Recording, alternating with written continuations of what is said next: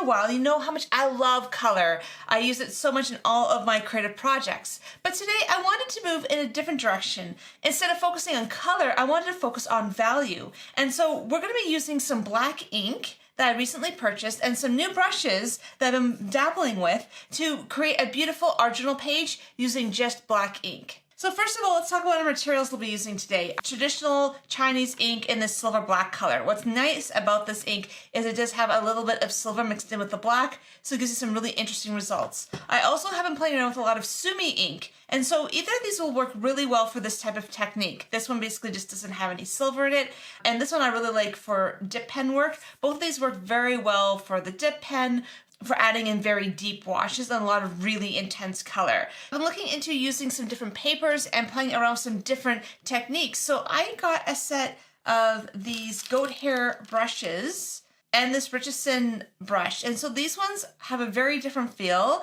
than a watercolor brush. So I'm going to show you how they work today in case this is something that maybe you're interested in. So we're going to start with just adding our piece of paper to our surface. So I've already taped down my paper. One thing I did do before I started this project was I soaked my paper in water. And what that's supposed to do is it's supposed to help it to lay flatter, take water better, and have a little less buckling. So while it was wet, I taped it down and just let it dry on my surface. So when we're working with inks, especially ones with silver in them, it's important to give a good shake. There's a ball in there. It takes a little while to get it loose, but you want to basically get it rattling like that before adding your ink to your container. For this, I just used an old moisturizer container just to add in some of the ink. And you can choose to just use the ink straight. You can choose to water it down and leave a little bit in a container like this. There's lots of options with it. But what I found is I like having it almost in a well to be able to work with. And that seems to be a lot of the ways that these Chinese and sumi inks are used. They're not added to a watercolor palette. They're used a little bit differently than most other inks that you see. So I'm going to start with adding in some water. One thing you'll notice about these brushes is that these goat hair and these more mop style brushes, they hold a lot of water. A lot of water. I'll be honest, I've been just surprised how much water they can hold. This isn't a very good quality Chinese brush that I'm using today because it's leaving hairs on my surface and it shouldn't be leaving hairs on my surface. So, but this was an experiment. So you can see with these types of brushes, when you put pressure on them, they stay in that direction. And so they're a very different feel than your average watercolor brush. And so I'm just adding in a nice thick layer of water. My paper has buckled a bit just as it's dried. And part of that is I'm using practice paper today. It's 140-pound watercolor paper. It's a Canson watercolor paper, but it's not the highest quality paper. So that's why you're getting a tiny bit of buckling still, even after adding in a bunch of that water. Okay, and so I'm trying to actually get all of my silver to mix in because it would have settled to the bottom. And so I can tell it's starting to mix a bit more. I might want to use a different tool for this because it's going to be quite a lot of ink in my brush right now because this thing does absorb a ton of ink. So what's neat about it is I just dropped a bit there and you can see just how much it pools and moves on your page. And that's part of the reason I wanted to play with this today. You can add super dark colors along the edges. It moves and flows across your page.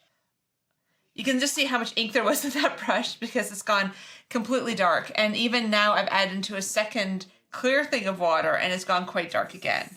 And so if you want to play around with trying to get your ink to move a little bit, let's just pull it along by adding in a little bit more water. And so this is where you can have really dark colors, you can have really light colors, you can play around with it, but you can see as it's moving, you're getting some very different values. And unlike where I usually go with watercolor, where I'm trying not to get so much dark and light and smearing like this is a lot of water on your page. But in this case, I actually want to have a lot of water on my page. It gives it a very different look and a very different technique. And so I'm just going to set this aside to dry. And once it's dry, I'm going to come in with another layer of ink and just show you how you can turn this into a really interesting landscape. And you can also make the decision to have areas here that have really pooled. I found my watercolor paper is really bowed in places, which I wasn't really expecting. But you can also add in a bit of paper towel. And you can see that I'm even creating texture by just adding that paper towel into the surface. My plan for today was just to show you some different ways that you can use inks in your projects and just some really interesting techniques you can get from them. This wasn't about perfect. This was about ending up with some really fun play as we figure out how these inks work and how we can use them in our creative projects. So let this fully dry, and that's why I have some areas that have a little bit of a stronger mark because I used a hairdryer over letting it air dry. I find air drying, you usually get a little bit nicer final look to it. But you'll notice that now that we've let this dry, some areas that were darker have now lightened up a little bit. But I love the gradation of colors. I love that we have some very light colors, some very dark colors, and a combination in between. And for this particular exercise, I purposely wanted to get a lot of this type of bleeding and this type of movement that in watercolor I would generally avoid getting, but I thought for this particular project gave it a really interesting feel. So now I want to look at adding a focal image. You could choose this to write your journaling. You could leave this as is if you like the more abstract feel to things. But for me, I like adding in some sort of focal image. And so I'm just using a liner brush here and a little bit of the Chinese ink. And so I'm just going to start with adding in a shape.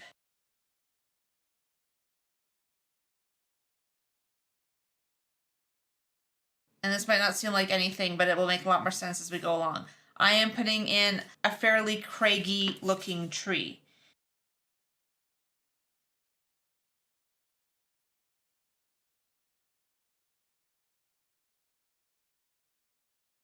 And if you haven't painted trees a lot, the problem with trees is sometimes we end up making them a little bit of a caricature of themselves. So in this case, this tree is going to be leaning a little bit this way. It's going to have some branches that are going to be coming off a little bit lower, which again, a tree will sometimes put off branches that are going towards the ground. And that's why I tend to prune my trees so they don't have a lot of those lower branches. I like having them more upright habit. But a tree in nature will put branches off wherever it feels like. And so what I've been doing when I'm putting pressure is I'm putting a lot of pressure and I'm almost flicking with my hand. And that's the beauty of a liner brush. And if you're looking to try to create fine lines, a liner brush is a really great way of creating lines on your projects. And so you can add in tiny little branches. You can extend your branches a little bit. You can have them cross each other because most trees will have lots of cross branches. I tend to try to remove mine over the winter, try to prune out those cross branches so that the tree generally does better. But in nature, you'll often see a lot of cross branches. So you can see that I'm not necessarily being really particular about how I'm adding in my strokes. And if I was being smart about this, I would start at the top and work my way down because now I'm running into, I could run my hand through this. And I got to be really careful from here where I'm going to go with this. But if we add in our trunk here, and the thing with a deciduous tree is that they don't generally have one really strong branch up. They can be pruned that way, but they usually have 2 or 3 branches. They're a little bit of the stronger branches. So we can decide that we want to have a stronger branch off this way.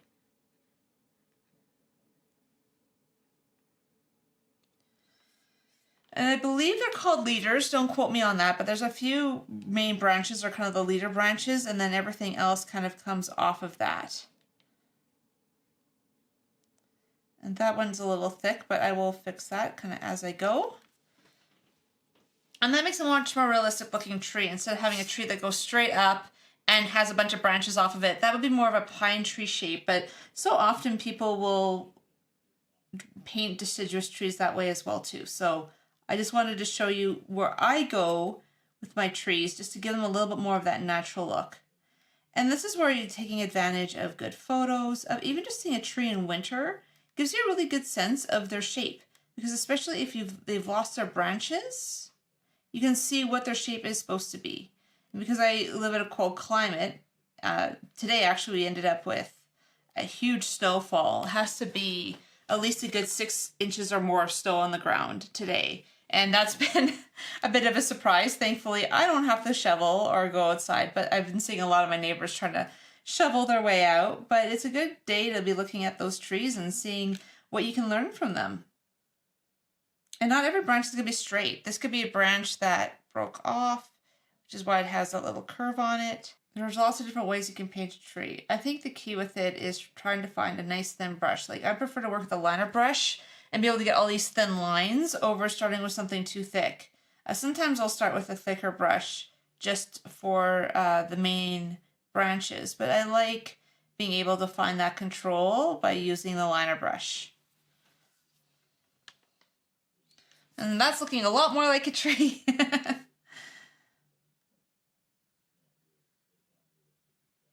And you can have them cross over in front, because depending on the angle you're looking at the tree, you're going to get some different viewpoints on how this branch is going to look.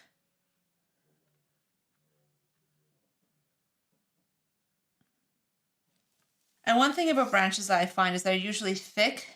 They join in, and it would almost be like if you were going to chop off the branch, you would have that kind of that line there of where you would actually remove the branch. But because of that, that gives it a lot more of a tree look. They shouldn't just be sticking straight out, because that would make it a really weak branch. What they, like this one here, by adding in that little bit of a line there, that's a more realistic tree branch, where they're trying to support themselves and make sure that they don't have branches that will break or cause disease.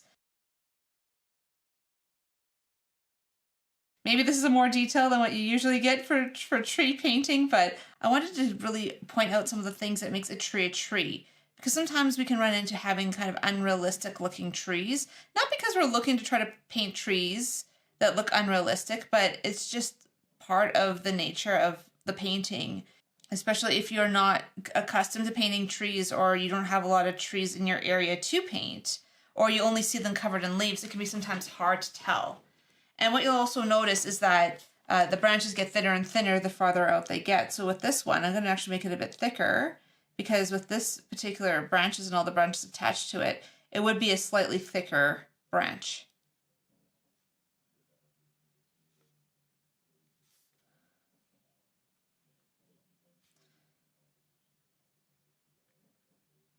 And so some trees have really great architecture like this. Other ones just grow really, really fast. So you end up with all sorts of interesting branches that are meandering everywhere. With this one, I feel like that's thick enough for the trunk there, as long as I don't go too crazy with my branches here. The other thing too is if you run into your branches up above are too thick almost for the tree size, then just thicken up your trunk. It's a very easy thing to do.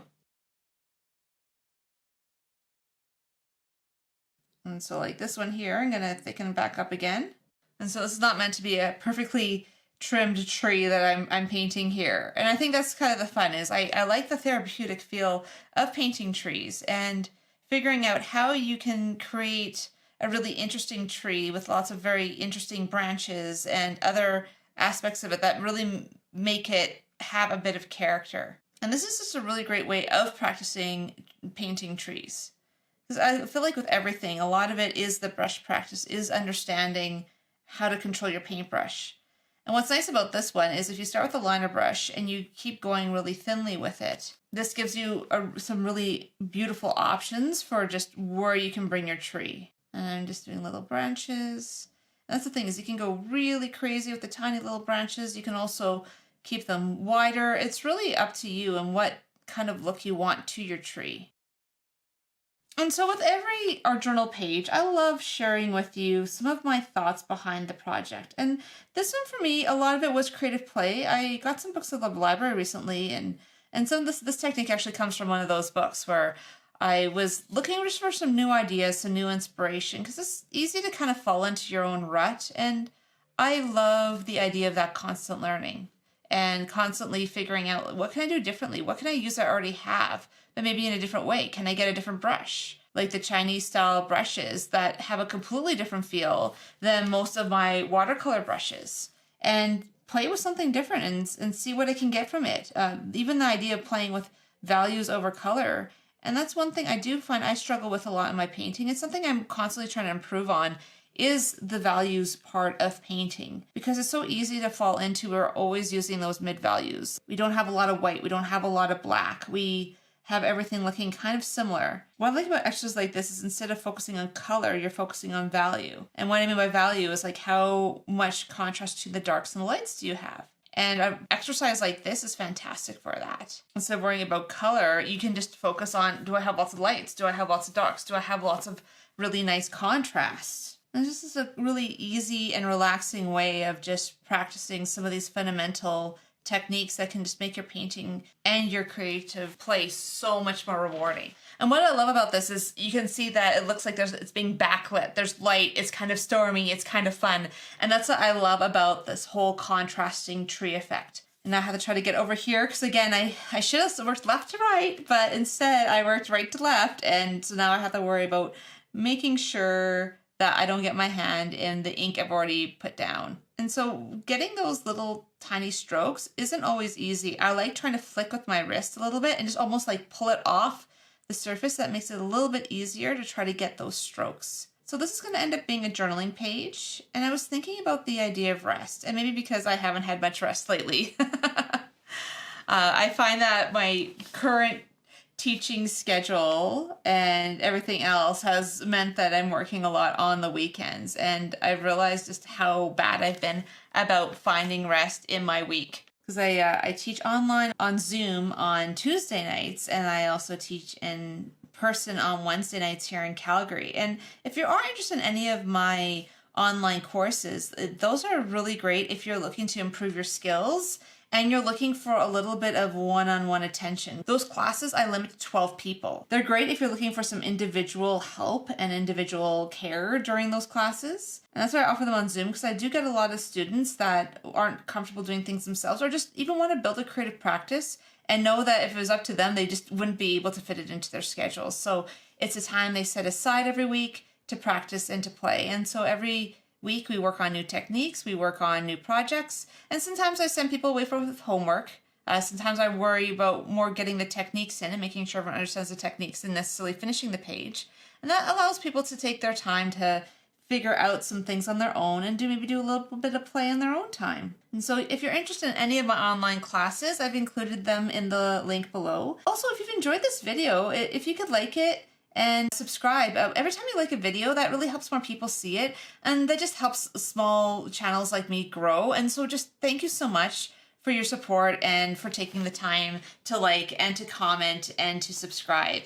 I was thinking about the idea of rest and about how winter in a lot of ways is rest for the trees. They go dormant. They have their time of rest before spring comes. And when spring comes, they go crazy, producing flowers, producing fruit.